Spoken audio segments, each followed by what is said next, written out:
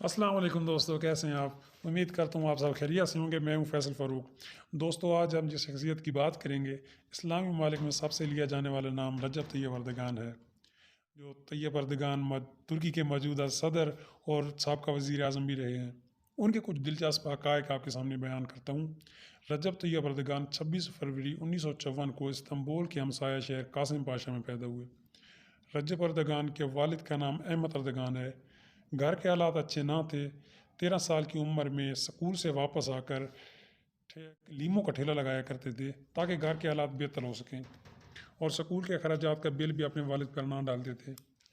1978 میں انہوں نے ایمان اردگان سے شادی کی، جس سے ان کے 4 بچے پیدا ہوئے۔ 2 بیٹے احمد اردگان اور بلال اردگان، جبکہ 2 بیٹیاں سمیہ اردگان اور اسراء اردگان تھیں۔ انہوں نے قاسم پاشا پیالہ اسکول سے گریجویٹ کیا۔ 1981 میں انہوں نے بزنس ایڈمنسٹریشن کی ڈگری مارمارا یونیورسٹی سے حاصل کی۔ پولیٹیکل کیریئر کا آغاز انہوں نے اسٹوڈنٹ لائف سے شروع کیا۔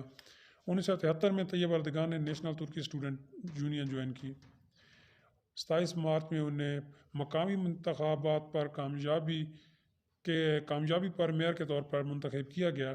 ایک میئر کی حیثیت سے انہوں نے ٹریفک خرابی کی شکایات، پانی کی فراہمی اور آلودگی کے مسائل کو حل کیا، جو کہ استنبول کے بہت پرانا مسائل تھے۔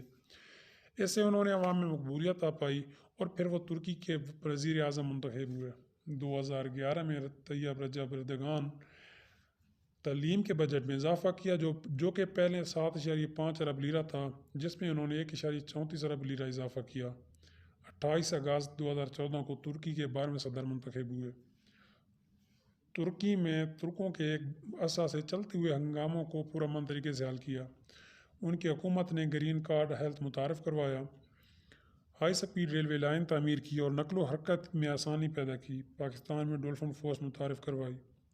اس فورس کی تیاری بھی خود اٹھائی، اس فورس کی تیاری کے اخراجات خود اٹھائے، اور 2009 میں دورہ پاکستان کے موقع پر انہیں نشان اعادہ کے اعزاز سے نوازا گیا۔ اس کے علاوہ بین الاقوامی سطح پر بے شمار اعزاز اور میڈل حاصل کر چکے ہیں۔ 2008 میں غزہ پٹی پر اسرائیل نے جب حملہ کیا تو اسرائیل کے صدر شمعون سے ملاقات میں پوری دنیا کے سامنے معصوم بچوں اور خواتین کا قاتل اور قابض کہا، اور ان کے پاس ان کی بیٹھک کو چھوڑ کر چلے گئے۔ اس بات پر انہیں ترکی میں ہیرو کا مقام حاصل ہوا۔ ترکی میں ان کا استقبال کیا گیا۔ 15 جولائی 2016 کی شب فوج کے ایک دھڑے نے مارشل لا نافذ کرنے کا اعلان کر دیا، لیکن بغاوت کی سازش کو ناکام بنانے کے لیے عوام نے اہم کردار ادا کیا۔ 15 جولائی 2016 کی رات ترکی کے بچے، بوڑھے، خواتین اور مرد ہاتھوں میں ڈنڈے لے کر تربیت یافتہ فوجیوں کے روبرو کھڑے ہو گئے اور بولے جان سے جائیں گے مگر اپنے صدر کا سر نیچا نہیں ہونے دیں۔ فروری 24 گھنٹے کے اندر فوجیوں کے ٹینکوں کو واپسی کا رخ کرنا پڑا۔ ترکی کی عوام نے اپنے صدر طیب اردگان کے لیے جو محبت ظاہر کی، وہ اپنی مثال آپ ہے۔ رجب طیب اردگان دینی اسلام کا سچا پکا مسلم لیڈر ہے، جس پر دنیا کے تمام مسلمانوں کو ناز ہے۔ مسلمان تو کیا کافر بھی یہ بات جانتے ہیں کہ جو وہ بولتا ہے وہ کرتا ہے۔ یہ میڈیا پر خالی بیان بازی نہیں کرتا۔ یہ وہی ہے جس نے برما کے مسلمانوں پر ہونے والے ظلمات پر کھل کر بات کی اور امداد بھی پہنچائی۔ مسئلہ فلسطین پر بولا تو کھل کر بولا اور امداد بھیجی اور فوج بھیجی۔ مسئلہ شام پر بولا تو کھل کر بولا، امداد اور فوج بھجوائی۔ شام و عراق کے لاکھوں مہاجرین کو اپنے ہاں پناہ دی اور شہریت دینے کا اعلان کیا۔ امریکی صدر ٹرمپ نے جب اعلان کیا کہ بیت المقدس کو اسرائیل کا دارالحکومت بنایا جائے گا، تو اس کی خلافت میں سب سے پہلے ترکی کے صدر طیب اردگان نے آواز اٹھائی۔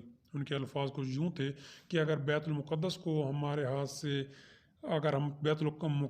ہاتھ سے چلا گیا تو ہم اب مدینہ کو بھی نہیں بچا سکیں گے، اور اگر مدینہ ہمارے ہاتھ سے چلا جاتا ہے تو ہم مکہ کو کھو دیں گے، اور مکہ کو نہ بچا سکے تو ہم خانہ کعبہ سے محروم ہو جائیں گے۔ ہمیں نہیں بھولنا چاہیے کہ خانہ کعبہ ہمارا فخر، ہماری عزت و ناموس اور ہماری زندگی ہے۔ ہم اس بات پر کبھی سمجھوتا نہیں کر سکتے۔ جس طرح طیب اردگان اپنی ہر بات دنیا سے منواتا ہے، یہ پوری دنیا کے سامنے ہے، مگر پوری دنیا کو طیب اردگان سے کس بات کا خوف ہے؟ ذرا اس پہ روشنی ڈالتے ہیں۔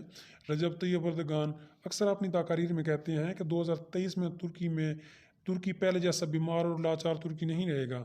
ترکی عالمی سیاست میں اپنا کردار ادا کرے گا۔ 2023